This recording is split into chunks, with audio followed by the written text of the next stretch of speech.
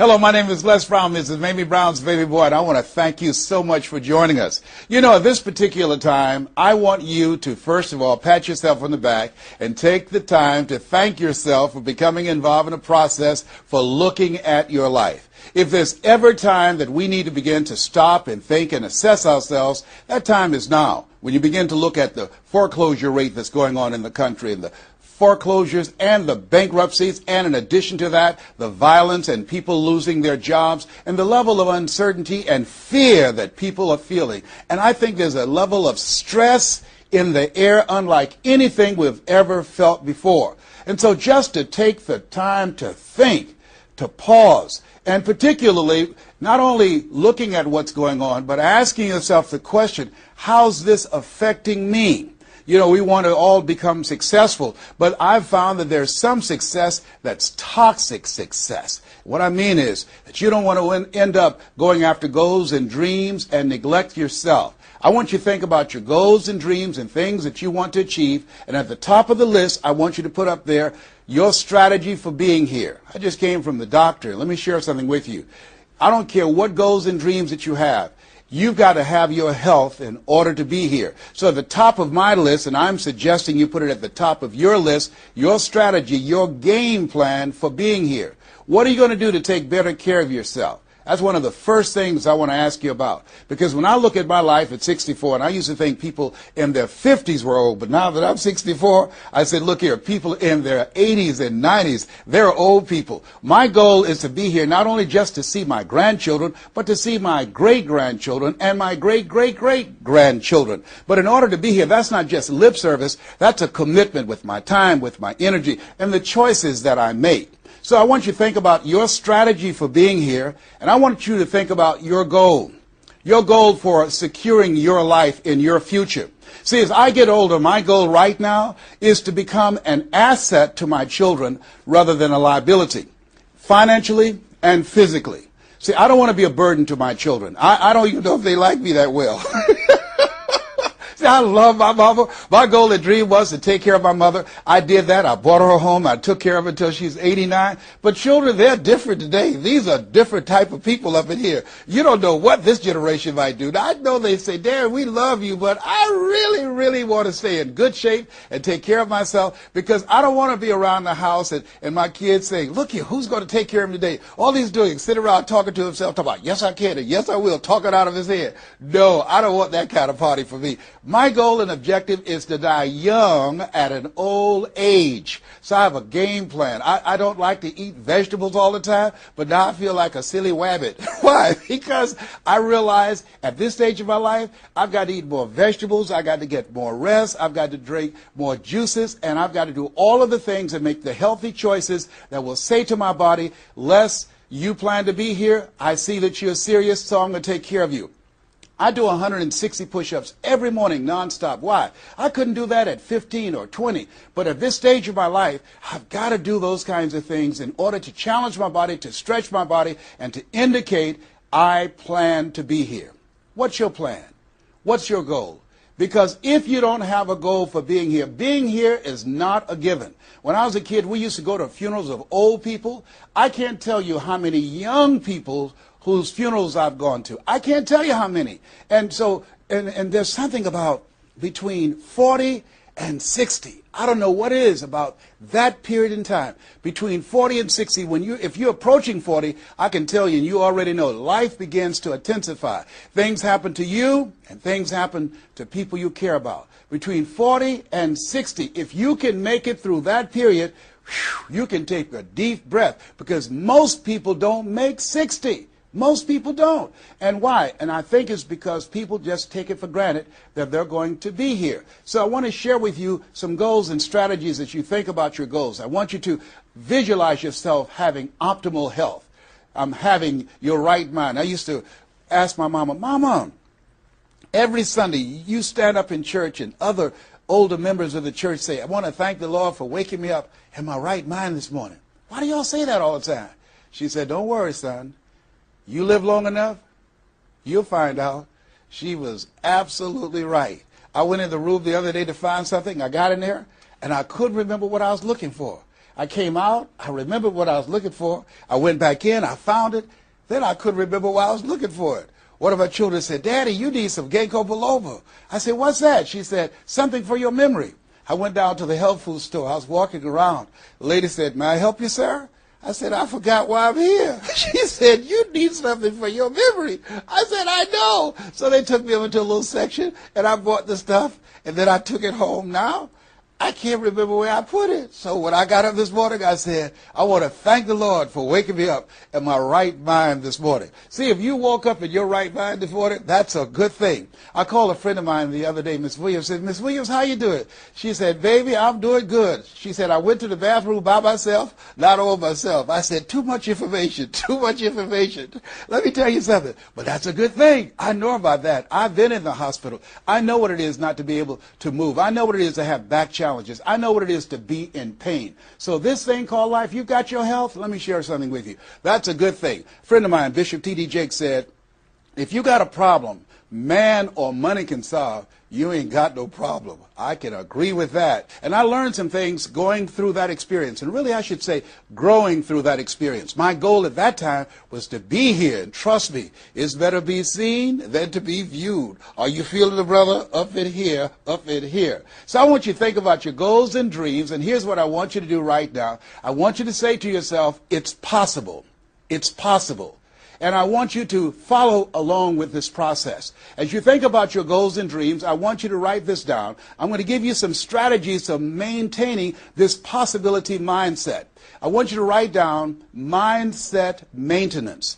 Mindset maintenance. Let me share something with you. The easiest thing that I do every year is to live my dream. That is, helping people to realize their potential, to step into their greatness, challenging themselves, reinventing themselves, to start their own businesses. I've helped over 400 people earn millions of dollars. The easiest thing I do every year is what I do on a day-to-day basis, going into prisons and juvenile detention centers, teaching young people mindset development, how to become effective communicators, how to dress like a prospect rather than a suspect. Those are the easy things that I do. Let me share with you the most difficult thing that I've ever done in my life. And that was to believe that I could do it. That's the most difficult thing that I've ever done in my entire life. To believe that I, Les Brown, who was born in an abandoned building on a floor in a poor section of Miami, Florida, with a twin brother. We were adopted. We were 6 weeks of age by Mrs. Mamie Brown, and I called myself Mrs. Mamie Brown's baby boy. All that I am and all that I ever hope to be, I owe to my mother. I saw a sign once that said, God took me out of my biological mother's womb and placed me in the heart of my adopted mother. To believe that I, Les Brown, who was labeled educable mental retarded, put back from the 5th grade to the 4th grade, failed again when I was in the 8th grade, to believe that I had the ability to live the life that I'm now living. No one could have told anybody who knew me, including myself, looking in on us when Mrs. Mamie Brown was raising us in a poor section of Miami, Florida called Liberty City in Overtown, that I would be who I am right now. I didn't even know that. And I want you to think about your goals and dreams, and I want you to expand them. Why? Because it has been said that most people fail in life not because they aim too high and miss. No, most people fail in life because they're just like I was for 14 years. They aim too low and hit. And many never aim at all, not at all. They just go through life surviving. Someone said that many people die at age 25 and don't get buried until they're 65. I was talking to a friend of mine named Rosia, and I said, Rosia, how you doing? And she said, let me tell you something. Life is a mess. I said, girl, what are you talking about? She said, my life is a mess. She said, you know what? She said, I just was sitting up here thinking, I haven't lived. I haven't lived. She said, I've been working hard all my life, paying bills and taking care of my children, and my children are gone, and I've just been thinking, I haven't done anything. She said, when I die, I don't want when people view my body, I don't want them to say, oh, she had a funny expression on her face. I said, what do you mean by that? I don't want to have an expression that I'm mad. Because if I died right now, I would be mad. I said, why? What are some of the things you'd like to do? She said, travel. I would love to travel. I'd like to see the pyramids. I've never been to Paris. I want to go to Paris. I've never been there. There are things that I want to see, things I want to do. She said, I want to make a difference in young girls' lives, teenage mothers. I was a teenage mother. I want to be able to make a difference in their lives and see the impact that I had on their lives. And she learned, she mentioned a variety of things. And I remember a story about a lady who went to the doctor, and she was diagnosed with terminal cancer. And she came home, and she was sitting at a table, and she was drinking some coffee, and all of a sudden, she just looked up and she said, "I refuse to die an unlived life. I refuse to die an unlived life." And she decided that she was going to live. That up to that point, her life was for her family, for her children, for her husband, but she had left herself out of the equation. Have you ever done that? I remember at a period of my life, I was going to work, and I was working on a job that I hated. And at the same time, I was praying that I wouldn't get fired. I was praying that I wasn't laid off. I was miserable. Nobody was holding a gun to my head, but I showed up every day, and I used a flimsy excuse. Well, I got to pay the bills. I've got a car payment I have to pay. I have a family. I have children. I have a car note, and I have a mortgage note I have to pay. I've got to survive. I was showing up for a paycheck. Ladies and gentlemen, that's not living. And a friend of mine said, "You know when people change?" And I said, "No." He said, "When they get to the point when they say, 'I've had it. I've had it.'" I think the only reason that you're listening to me right now, the only reason that you're watching this webinar, that there's somewhere in your heart of hearts that you've said, as you looked at your life, you said, "I've had it." And not only have you said, "I've had it," but you said also in your heart of hearts, "I can do better than this." And let me share something with you. You can.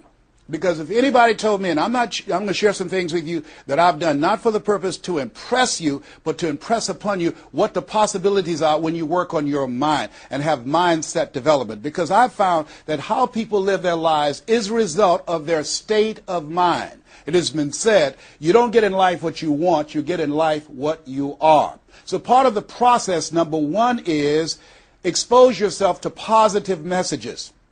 See, what I'm doing right now, I'm distracting the story that's going on in your head right now. How you live your life, how I live my life, how all of us live our lives is a result of the story we believe about ourselves. And most of us are born into stories. I was born into a story where we were poor, but we didn't know it. I didn't know we were poor until I got on a bus with my mother going to do domestic work on Miami Beach. And when we crossed the Venetian Causeway and I saw those big, beautiful hotels, and I was in the homes with my mother making up beds and cleaning, and we ate the food left over from the families that she cooked for. And we wore the hand-me-down clothes of the children that she kept. And I kept saying, "Mama, what is it, boy?" As we got ready to pack up to go back home and to Overtown and Liberty City and all the poverty and filth and the violence there, I was saying, "Why can't we stay here? Why can't we stay here?" She said, "Leslie, we can't." "Why?" "Because we can." "Why, Mama? Why can't we?" She said, "It's just the way it is. Now shut up." And I kept saying to myself, why is that the way that it is?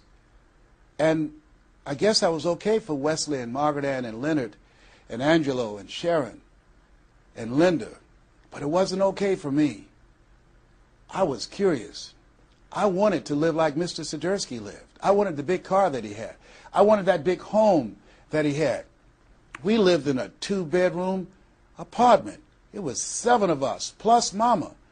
He had a big mansion, just 3 of them, 10,000 square feet. I said, "Mama, what is it, Leslie? One day, I want to buy you something just like this." My brothers and sisters, when we were on the bus going back, they were just engaged in playful things. I was thinking and dreaming. Mama didn't understand why I was thinking like that, because I'd been exposed to positive messages. I had to take care of Mr. Swiderski. I had to shine his shoes and clean his office. And every day when he was listening to motivational messages, I was hearing those things too. Earl Nightingale, we become what we think about. All of us are self-made, but only the successful will admit it. In order to be successful, you must be willing to do the things today others won't do in order to have the things tomorrow others won't have. Your mind is a machine. You must program yourself for success. Wow. When I heard those words, I said, wait a minute. I could program my mind for success. I can program my mind for wealth. You can too. Trust me. I've earned over $55 million in the last 28 years. Anybody told me that I would be doing what I'm doing right now? I spoke recently in Sweden. They paid me 40,000 euro for an hour speech.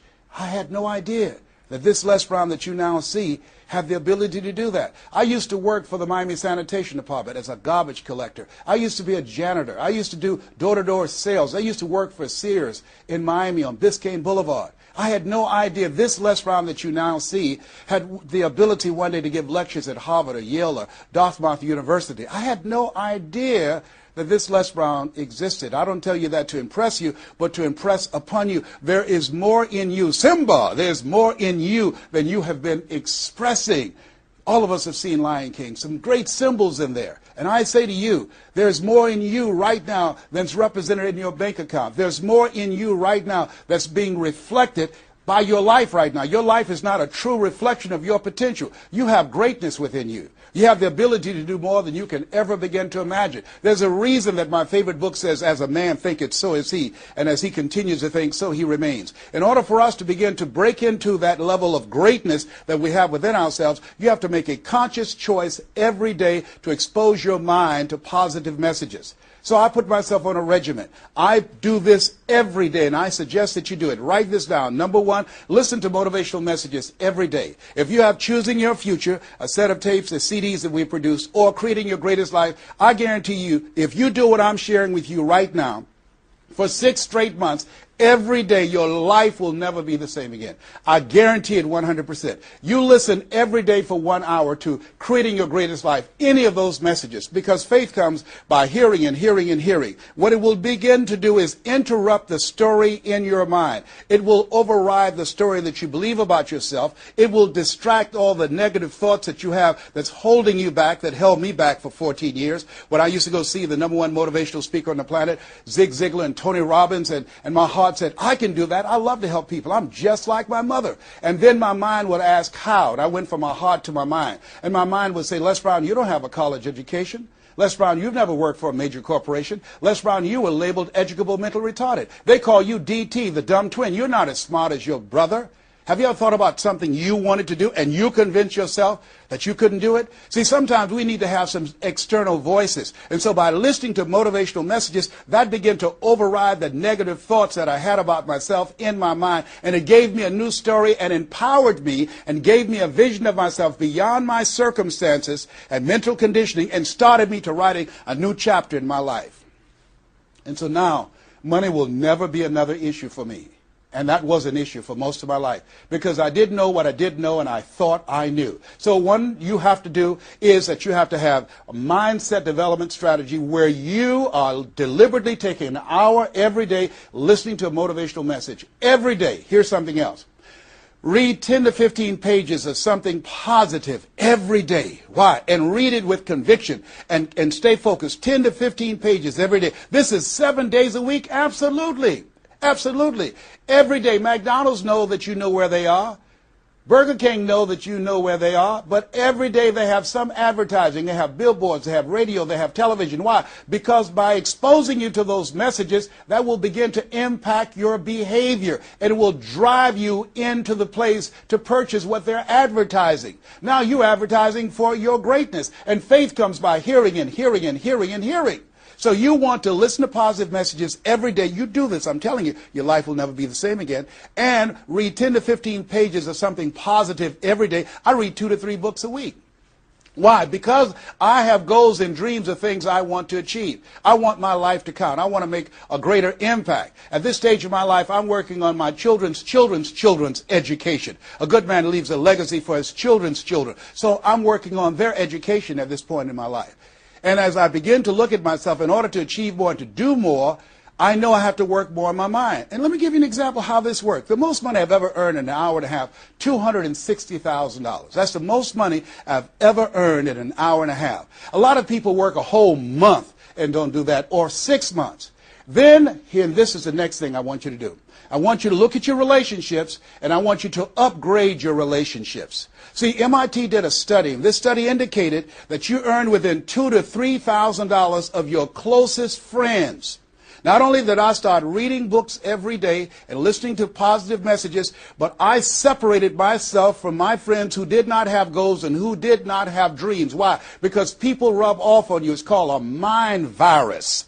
you earn within $2,000 to $3,000 of your closest friends. So when you upgrade your relationships, you got to ask yourself the question, who is it that I need to associate with, that I can learn from, that I can grow mentally, emotionally, spiritually, and financially? By aligning myself with another person that I can learn from. And Dr. Dennis Kimbrough said, if you're the smartest one in your group, you need to get a new group. Whoa, think about that. I was the smartest one in my group. And then one person called me who had been admiring me for years and said, Les, I want you to coach me and my trainers on how to tell a story and create value for an audience. And I want to share with you some things. I want to teach you some things, old man. I said, is that right? He said, yes. You always say you're never too old to learn and you're never too young to teach. I want to teach you some things. I said, okay, I'm open to that. Now, let me share this with you. He blew my mind. The most money, as I mentioned to you, I've ever earned, speaking to over 8,000 people in Salt Lake City, Utah, $260,000. I did an event with this individual, just over 500 people, because of what I learned from him, because I upgraded my relationships. I earned over $410,000 in an hour and a half. I was excited, but I was also depressed, because I've been speaking for 28 years. And I started thinking about all the money that I left on the table, all the hotels and plane rides, all of the audiences I spoke to, all of the money that I missed out on because I didn't know that I didn't know, and I thought I knew. I was a big fish in a small pond. I can't tell you, if you don't get anything else, you have to look at your relationships and you've got to ask yourself the question, what is this relationship doing to me? And I mean in every area of your life. When the doctor looked at me and said, you have cancer. Cancer is the most feared word in 7 different languages. One of the first things I had to do, I found out who had cancer at some point in time or was living with cancer and conquered it. I surrounded myself with people who had done what I wanted to do, who were winning at the game. See, it's very important, every area of your life. If you want to improve your health, start hanging around healthy people. They did a 30-year study and said that the reason that most people are obese, it's a mind virus. Listen to what they said. A mind virus is communicated mind to mind. That if you have a friend that's fat or you marry somebody that's obese, you have a 41% to up to 161% of becoming obese yourself. Even if they live in another state. Whoa, why? Because birds of a feather flock together.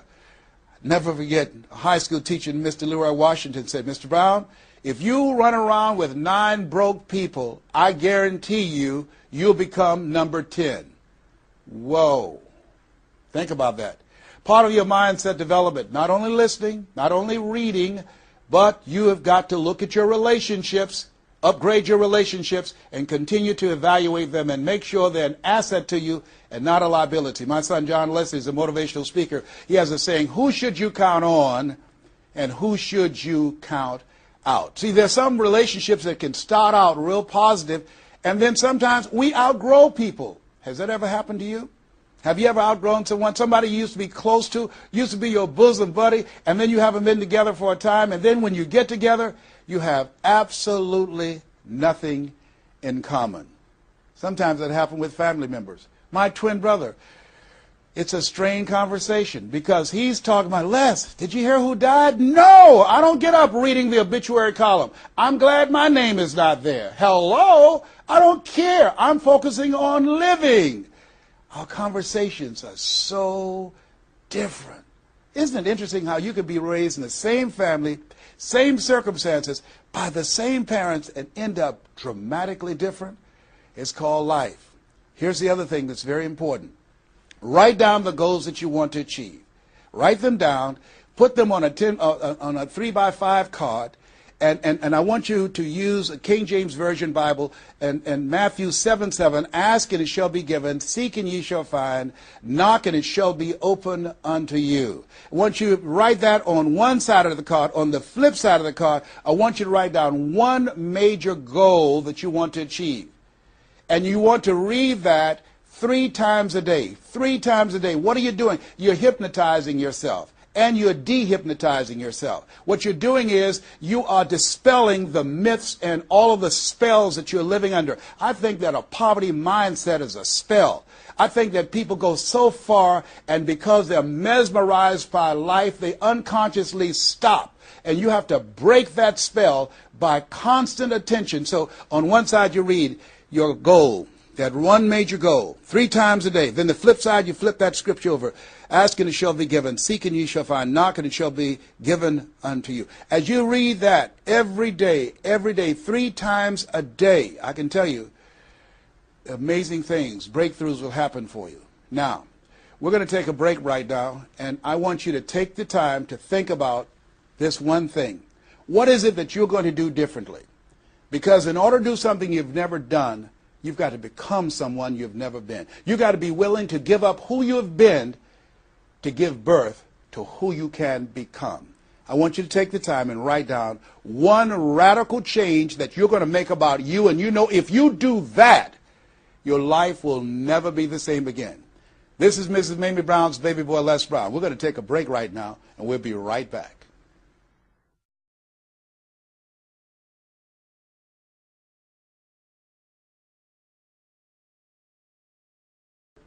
Hello, this is Les Brown, Mrs. Mamie Brown's baby boy. I hope you took some time to really go within because, see, no one knows you like you. You know what it is that you need to work on. I mean, one of my main issues that I had to dramatically change about myself was I had to develop courage. I used to go see people do things. I saw speakers on stage. My heart would say, I can do that. But I didn't have the courage to stand up for myself. For 14 years, I procrastinated. For 14 years, I kept myself as a spectator sitting on the sidelines. And then I saw a speaker, and he was so boring, the room was as quiet as a graveyard between funerals.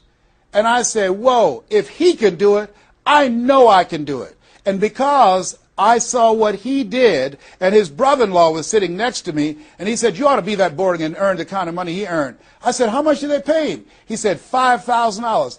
I said, $5,000? He's only been talking for about 45 minutes or an hour. He says, that's how much they make.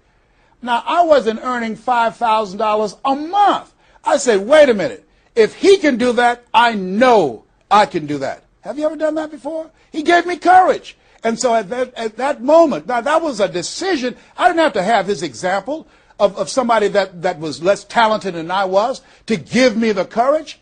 I should have had the courage to stand up myself, to believe in my own stuff.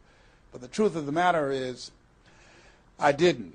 And I can't unscramble those eggs. I cannot pull those years back. I cannot recapture those 14 years. Maybe, that's my favorite book says, forgetting those things which are behind, reaching forth unto those things which are before.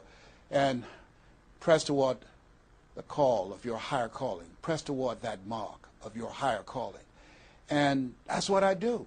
That's what I do every day. I have to continue to work up the courage. I remember going in to do a presentation before a group of educators. I was the only one there without a college degree. And I had to talk to myself. I went into the bathroom and I said, Les Brown, let me tell you something. What do you care about the fact they have MBAs and PhDs? That only means pile high and deep to you, and not any disrespect for credentials. They're very important. But I had to get myself together. Hey, look here, you can't go in there worrying about what they have. Just bring what you have. You got 7 children you got to take care of. You got a mother you have to take care of. And you have something to say. You have some talent. You have some abilities. You've got to believe in yourself. You've got to stand up. You can't punk out now. You can't fold now. See, sometimes you have to talk to yourself. It might be the most intelligent conversation you will ever have, talking to yourself. So that radical change, it doesn't happen overnight. You can make the decision, but you've got to stay on top of yourself every day to come from and live your life from a place of power, courage, and faith, as opposed to being a volunteer victim, as most people are, volunteer victims. Here's something else. Get an accountability partner. Get someone that's like you, a like-minded, like-hearted person that you have similar goals and dreams, and you hold each other accountable, and you talk with each other on a regular basis. And if you can, join a mastermind group of other supportive mindsets of individuals who are working to improve themselves, who are stretching and challenging themselves. And here's something else, a worthwhile investment.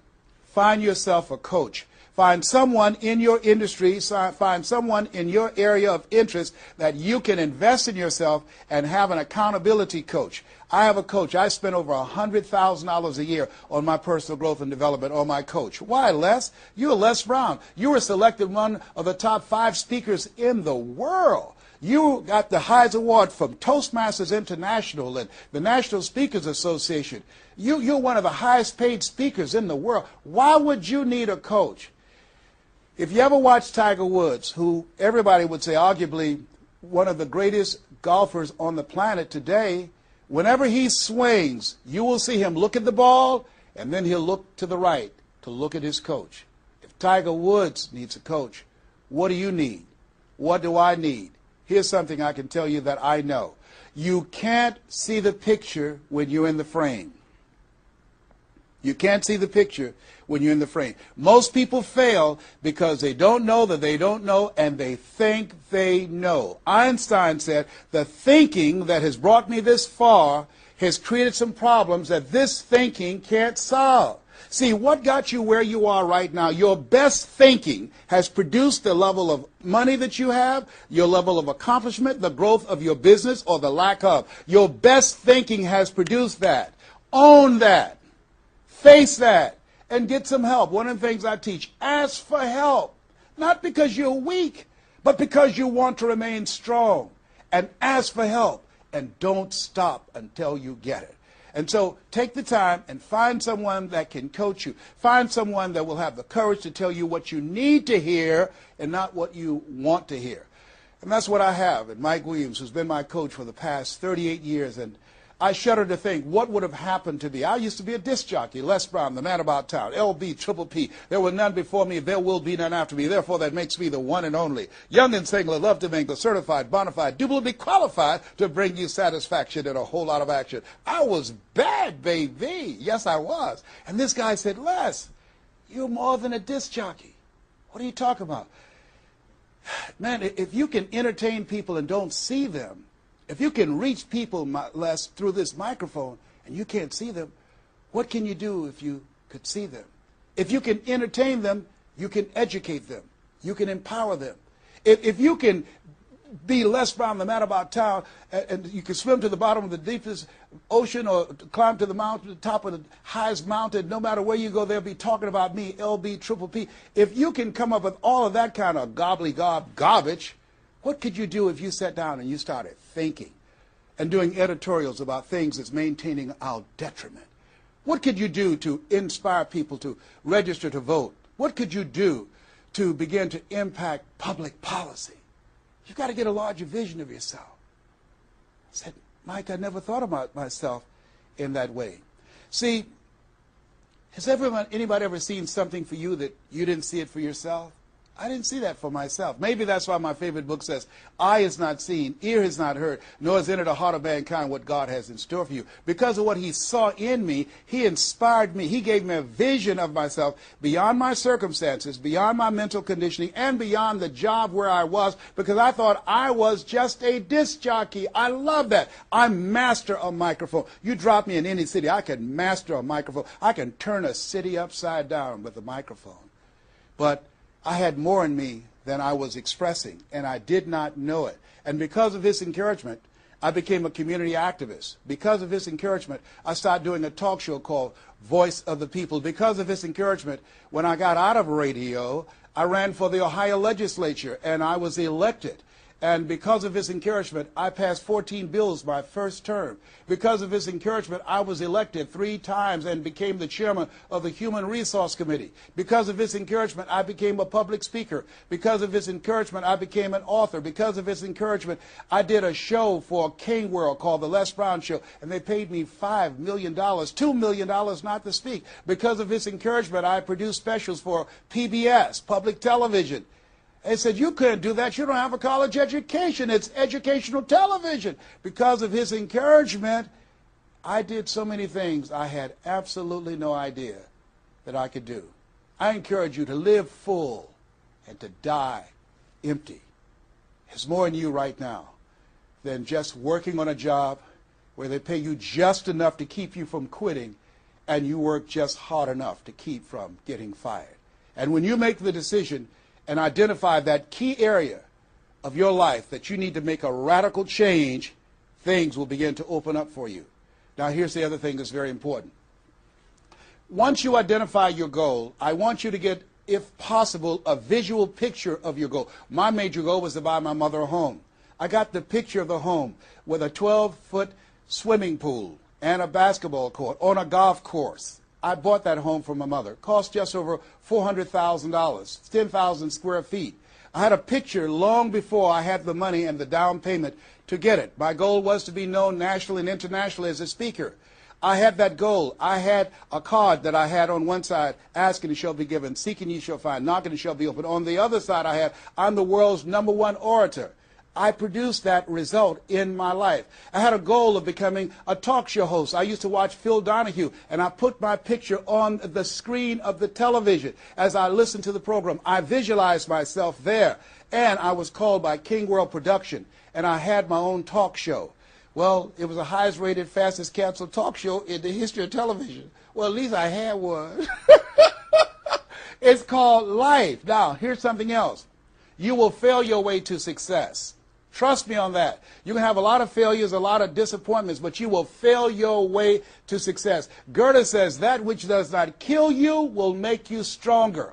See, 85% of people allow their fear of failure to outweigh their desire to succeed. That's why you have to be of good courage. You have to have courage. When life knocks you down, I have a saying, try and land on your back, because if you can look up, you can get up. So once you look at and decide the goal that you want to put some things, put a treasure board or a goal board and have pictures of the goal that you want to achieve so you can see it every day when you get up in the morning and the last thing at night. You're programming your subconscious mind where 9 out of 10 decisions that you make comes from there. Here's something else. Not only do you want a physical picture that you can see every day to remind you to keep you on course, but the other thing that's very important in achieving your goals, writing your goals down in detail and having 7 action steps that you take every day. Now, Robert Schuller said, by the yard it's hard, but inch by inch, anything is a cinch. You want to think about what are the things I need to do every day.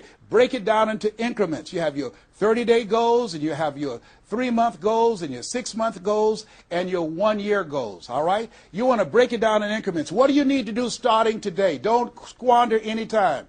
There goes a second. There goes another second. There goes another second. And all the power in the world can't bring it back. So what are 7 things that you can do starting today? And then once you do those 7 things, then you work on all the other stuff. But what are the 7 most important steps that you can take that can move you in the direction of your goal? And when I decided to become a speaker, I started memorizing quotes every day. That was one of the goals I had, to memorize quotes. I have probably over 400 to 500 quotes and statistics in my head in all kind of areas. I've spoken at the National Convention for real estate conventions, RE/MAX. I've spoken for doctors and lawyers. I trained over 5,000 doctors last year, teaching doctors how to communicate with their patients to increase their taking of their hypertension medication, to increase their compliance from 30%. I was paid $640,000 in 1 month, Monday through Thursday, 30 minutes a day. A lot of people work a whole year and don't do that. I don't tell you that to impress you, but to impress upon you. You've got greatness in you. You can do more than you can ever begin to imagine. I had no idea this Les Brown UC existed. I had no idea. And the reason that you're watching me now is because you know in your heart of hearts that you can do what I've done and even more. And so as you begin to think about that, think about writing your goals down, listening to motivational messages, changing your relationships, upgrading your relationships, thinking about 7 things you need to do every day, some radical change you need to make in you. There's an old African proverb that says, if there's no enemy within, the enemy outside can do us no harm. Here's something else that's very, very important. As we talked about having a personal coach, the next thing that's important about reaching your goals is this. What is it as you look in your past that's affecting you right now? I saw a movie called Magnolia, a powerful line in that movie. And the movie said, we might be through with our past, but our past is not through with us. Whoa. Let me share something with you I realize about myself. The reason that I procrastinated for 14 years was because when I was in the 5th grade and Mrs. Mary Ford Williams said to Mrs. Crompton, he doesn't belong here. He is slow. He's not like his brother. And they put me back from the 5th grade to the 4th grade. That affected me. I didn't even realize it. They say sticks and stones will break your bones, but words will never hurt you. Yes, they will. But they can also free you up. Because I'll never forget when I met Mr. Washington. It was my junior year in high school. I had been in special education from the 4th grade all the way up to my junior year in high school. My twin brother always made the honor roll. And he said, young man, work this problem out for me. He was a new instructor. I said, sir, I can't do that. He said, why not? I said, I'm not one of your students. He said, look at me. Yes, sir. Work the problem out anyhow. I can't do what you asked me to do, sir. Why? Sir, because I'm educable, mentally retarded. And the students erupted in laughter. They said, hey, he's D.T. He said, what's that? He's the dumb twin. He's not Wesley. That's Leslie. And he came from behind his desk and he said, don't ever say that again. Someone's opinion of you does not have to become your reality. That was a jarring statement. On one hand, I was humiliated, but on the other hand, I was liberated because he looked at me with the eyes of Goethe who said, look at a man the way that he is, he only becomes worse. But look at him as if he were what he could be, then he becomes what he should be. And here's what I learned from that experience. I want you to visualize yourself already there. Whatever goal, whatever dream that you have, see the picture complete. See yourself there. Why? We have something at the base of our brains called the reticular activating system. See, you have genius within you, and to prove it, let me give you an example.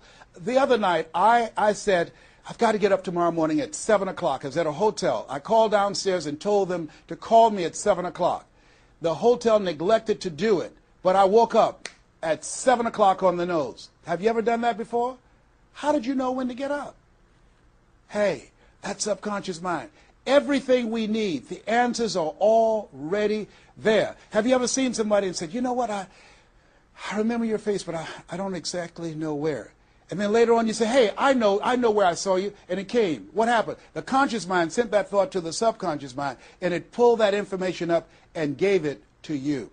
Now, when you begin to hold the vision of what it is you want to achieve, you stimulate what is called the reticular activating system.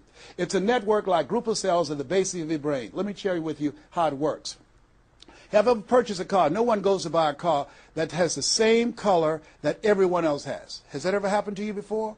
But then once you buy the car and you drive it off the lot, you start seeing it everywhere. Say, hey, where did this come from? Let me tell you what happened. You made an investment.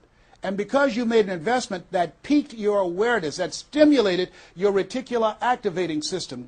Another case in point. I was at a party with a friend of mine, and we were dancing, and music was blasting. She said, wait a minute, my son is crying, he's at the door. I said, your son's not at the door, because even if he were, you wouldn't be able to hear him. And she stopped, went to the door, opened the door, and there her 4-year-old son was at the door. How did she hear it and I didn't hear it and the other people dancing? It wasn't our child. It was her child. Her reticular activating system picked up his whimpering sound. And I'm saying to you that you have that in you. When you focus on your goals and dreams and you visualize it complete, it will stimulate the reticular activating system and it will lead you there following all the other things that we suggested. Now, not only is it possible you can live your dream, it's necessary that you change relationships, that you get a coach, that you meet with other like-minded people that will hold you accountable, that you write your goals down, that you have 7 steps that you do every day on your goals to monitor to see where you are. But you've got to take full responsibility. If everything work out for you, fine. If you have the money, fine. If you can get the help and support of friends and family members and your spouse, great. But if you don't, all of those things are minor things. The major key to your reaching your goals is you. Nobody's going to work on your dream harder than you. Trust me on that one. You've got to take responsibility to make it happen. If it happens when you come out the gate, fine. But if you fail, so what? Come back again and again and again and again. If it's something that you love, if it's your passion, until you do it. George Bernard Shaw said, the people that make it in this life, they look around for the circumstances that they want, and if they can't find them, they create them. Here's something else. It's hard. When I bought the first home for my mother, and I didn't do a title search, and a guy sued me, and I had to move out from the big, beautiful home I bought her to a roach-infested home I moved her out of. And the neighbors came out and said, "Mamie, y'all back?" "Yes, what happened?" "My boy lost a house. He didn't do a title search. And we had to get out. They foreclosed on the house. He didn't have the $50,000 to pay the guy who put a lien on the property." It was devastating. But let me tell you something. It was worth it. Because I came back. 90 days later, I got a bigger and better house. 90 days later, I stayed focused on the goal. And that's the thing that you want to do. Stay focused on your goal. Keep the main thing the main thing. You're going to have distractions. That's a part of the process. It's not there to stop you. It's only there to challenge you. You want to grow through it. You know, I think it was Robert Schuller who said, "Tough times never last, but tough people do." Keep the main thing the main thing. You going through hell? Don't stop. Keep moving. Keep on moving. Don't stop to talk about it. Keep moving. That's the name of the game. Keep on swinging. One of my favorite movies is Cool Hand Luke and Paul Newman. I don't know if you've ever seen the movie, but there's a scene where Cool Hand Luke is fighting a guy, big dude, just kept knocking him down. Bam! That kept on knocking him down. Cool Hand would get up, he'd knock him down. Bam! And pretty soon the guys are feeling sorry, say, "Stay down, Cool Hand, stay down." Cool Hand Luke would get back up again. Guy would knock him down. Bam! The guy would say, "Stay down, man, stay down." Cool Hand would get back up again. The guy would knock him down. Bam! And after a while, the guy got tired of knocking Cool Hand down. And Cool Hand stood up. Everybody had walked away, and he was still swinging in the wind. Swinging. Nobody was there but him. That's who I am. Cool Hand Luke. That's who you want to be. Cool Hand Luke. You keep on swinging, and the universe will yield to you. It will dispatch angels to come rescue you and say, "Back off. Give him what he wants. Give her what she wants. Let's go find a wimp today." That's the way life is. It's hard, but it's worth it. What will make it worth it for you? Nietzsche said, if you know the why for living, you can endure almost anyhow. I want you to take the time and write down 12 reasons on why you won't fail.